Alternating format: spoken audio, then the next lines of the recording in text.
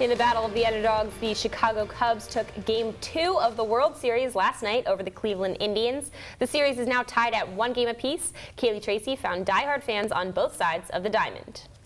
My mom always tells me the first game I went to was when I was she was pregnant with me at the World Series game. But in the 20 years since then, junior Selena Barone hasn't gotten to see her team in the World Series again. Until now. The Cleveland Indians, who haven't won a series in 68 years, face the Chicago Cubs in Game 3 of the World Series tomorrow night. And it's not just the Indians fan whose team hasn't won in a while. I know my parents' lifetimes, they haven't won a World Series. They haven't even been to a World Series since 1945. That's 71 years if you did your math right, and 108 years since the Cubs won a series. So you could say losing and frustration, Come on, Ross, please.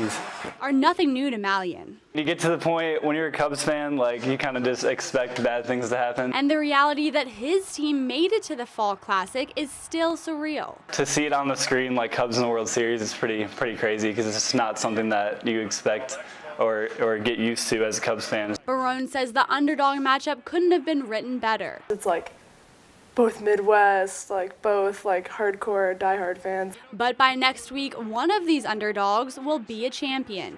I think this is the year where you're actually expecting them to finally win it all. Kaylee Tracy, ELN Morning. The series moves to Chicago tomorrow night for Game 3.